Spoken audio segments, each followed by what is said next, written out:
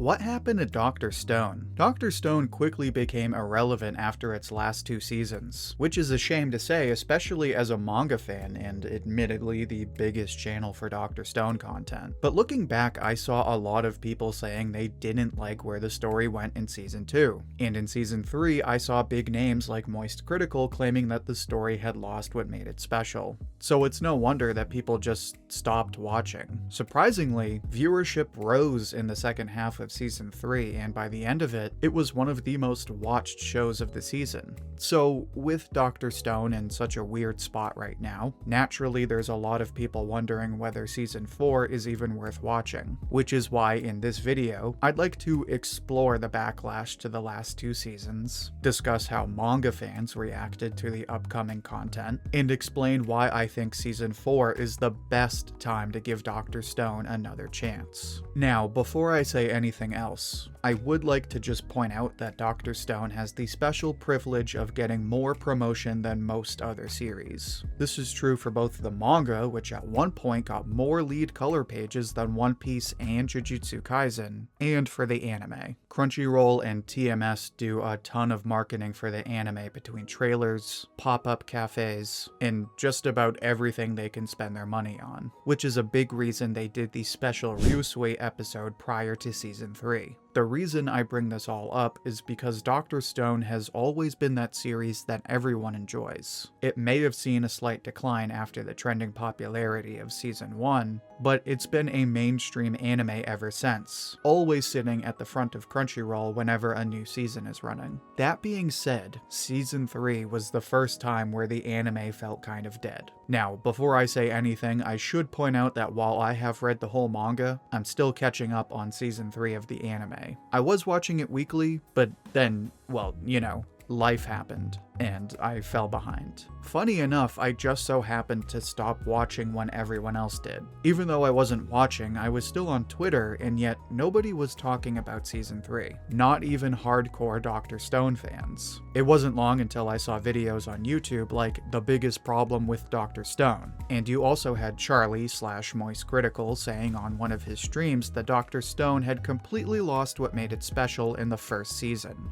So, this, in my opinion, is kind of what killed the initial hype for Season 3. Because Dr. Stone fans, at least, were excited for Season 3. But if we're being honest, we do need to address the elephant in the room. As much as I hate to admit it, Dr. Stone has never been as much of a headliner as shows like Attack on Titan or Jujutsu Kaisen, and yet it always comes out at the same time as these shows. So, when Season 3 starts and it's just sorta slice of life goofy nonsense, if you're a casual fan, then you're inclined to spend your time watching the Blacksmith Village arc of Demon Slayer or the Season 1 debut of Oshi no Ko. And say what you will about it now, but when it came out, everyone was talking about Oshi no Ko. Like, if you're a casual anime fan, and you see everyone saying how dramatic Oshi no Ko is, then even if you like Dr. Stone, you're gonna watch Oshi no Ko before Dr. Stone. So that, in my opinion, is what initially killed Season 3. To be quite honest, this slice of life portion is one of my favorite parts of the story, but I also can't ignore the people who said in Season 2 that they felt like it felt rushed and that there was no real war. And I can't ignore the overwhelming number of people who wanted something more in Season 3, only to find out the characters were getting ridiculous inventions at a crazy new pace, and all they were doing was building a boat and making bread. If you haven't read the manga and you go into this with no spoilers, then it's very easy to see how people would be like, okay, what's the point? Especially when Season 1 feels so different. But before I explain why that is, make sure to like the video if you're enjoying it so far. It's the easiest way to support the channel, and it helps spread the video to other viewers like you. Now, as someone who started Season 1 as an anime only, I can tell you that the Season 1 experience was godly. I remember telling all my friends that Dr. Stone was going to be the best anime ever, it had mystery, it had an exciting plot, it had characters that had to survive in a broken world with nothing but their hopes and dreams. And of course, these characters had to dedicate their entire lives just to regain basic essentials like food, energy, and medicine. Season 1 of Dr. Stone was a story about characters that didn't have the luxury of taking science for granted and had to work months and months to achieve their goals. So, understandably, people get upset by Season 3 when they can make cars and air balloons in a couple of days. And look, I get it. I'm a huge fan of the manga, so I'll be the first person to tell you that not all of these new inventions come easy. But I do see where people are coming from when they say Season 3 feels a bit different. That being said, I can also see why people came back for Part 2. So, Part 2 showcases the big battle on Treasure Island, and it features a big battle unlike anything Dr. Stone has ever seen before. Whereas Season 2 was a war where Senku didn't really do all that much fighting, Season 3 forced Senku to win a 4D game of chess against a Stone Age evil genius that nearly wipes out the entire kingdom of science. It's an intense battle of both action and wits that some fans still claim is the best arc in the series. And better yet, some people proudly argue that Season 3's lead villain, Obara, is one of Dr. Stone's best villains. So it was a surprise for me at the time when I suddenly saw people coming back for Season 3. But as someone who had read the arc years before it was adapted, I knew exactly why people loved it. It has a ton of action, it's got a bunch of cool inventions, plenty of Dr. Stone comedy, a big emotional moment for Senku, and there's also some big returns for iconic characters. So, while Season 3 certainly wasn't Dr. Stone's most trending season, by the end of it, I think everyone came to appreciate the true value of this arc. It wasn't Dr. Stone's most exciting arc overall, but it did all the small things right. Forced Senku to overcome a battle of wits unlike anything before, and it was the first arc where it really felt like all of the characters might be gone for good. And like I said, all of this led Dr. Stone to be one of the most watched anime by the end of that season. Now, following that season, Dr. Stone fell back into obscurity. The manga had been finished for a while, not considering the small collection of epilogue chapters, and it wouldn't be until later that they would announce the details for Season 4. Now, in 2024, with just about a month left, we know that Season 4 will be the final season and will adapt the remaining source material in 3 cores. Naturally, if you're a Dr. Stone fan, you're left with just one question.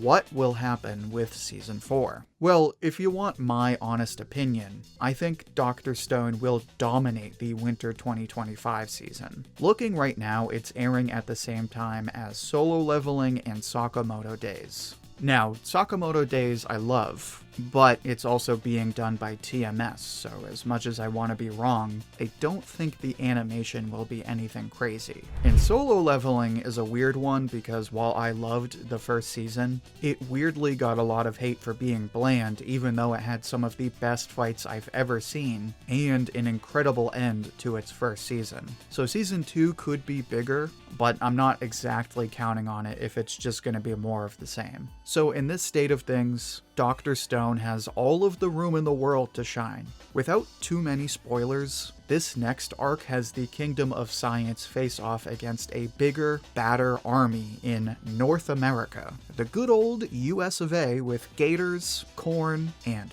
plenty of guns. Plus, this season will feature Dr. Zeno Houston Wingfield, the most dastardly villain in all of Dr. Stone, with a career at NASA and intellect that will challenge Senku and his friends like they've never been challenged before. These next couple of cores feature Dr. Stone's most menacing villains, making it completely different from how Season 3 started. So considering all of this, I think Dr. Stone will blow up when Season 4 releases. But Ouji, what about the rest of Season 4? Well, again, I don't want to spoil too much, but I think Dr. Stone is safe for the first 1 or 2 cores. These 2 cores will adapt what I believe is the peak of Dr. Stone, so if Dr. Stone is ever going to blow up beyond its initial trend in 2019, it's gonna be now. That being said, I'm pretty certain this will die down after we enter the third core. So for context, people said they didn't like Season 3 because the pacing sucked. And boy, let me tell you, if you think the Season 3 pacing is bad, then the Season 4 pacing is gonna suck. At least in the final part. As someone who covered the last arc of Dr. Stone on a weekly basis, I can tell you that this was the most divisive arc in the entire manga. People thought it was being rushed at least 40 or 50 chapters before the ending. And that's saying something. Plus, it has a lot of slice of life type stuff as the characters go around the world and build new cities. So, while I think Dr. Stone is gonna crush it when it comes out, I think the second half is gonna fall off fast. Plus, as divisive as the final arc is, the ending is even more divisive. There is a ton of buildup going into the ending. In particular, Inagaki does a ton to build the tension for the final battle by showing these emotional moments for a lot of the big characters like Kohaku. And when the ending finally happened, everyone had a laundry list of complaints. This isn't to say the ending is bad. In fact, I will die on the hill that the ending is actually pretty good. But considering Dr. Stone is a mainstream anime, I think the reception to this final part will be less than amazing. So, all that considered, do I think Season 4 will be worth your time? Yes. Like I said, this is going to be the peak of the anime because at the time, it was the best chapters I had ever seen in Dr. Stone. At the same time, I can't sit here without acknowledging the issues people had with the last 2 seasons, and not admit that I think those same problems are going to hurt the ending of the anime. So really, it's up to you. I do think you're gonna get spoiled on some pretty big moments if you just wait until later to watch, but if you're one of those people who had issues with the earlier stuff, then I can't really tell you that the ending will be different. But what I can tell you is that this new season will be the single best season Dr. Stone has ever had. But now I'd like to hear what you think. What are your predictions for Season 4? What are your thoughts on the last 2 seasons? Share your thoughts and see what everyone else has to say down in the comments. I'll pick my favorite and share it as comment of the week on my community tab. And if you'd like to join me for another discussion like this one, then make sure to check out my live streams every Sunday, Tuesday, and Thursday. In those live streams, I react to new chapters, as well as discuss other anime and manga topics. Also, check out all of my other Dr. Stone videos, which you can find in the playlist linked right here. Until then, thank you for watching, and I hope to hear from you soon.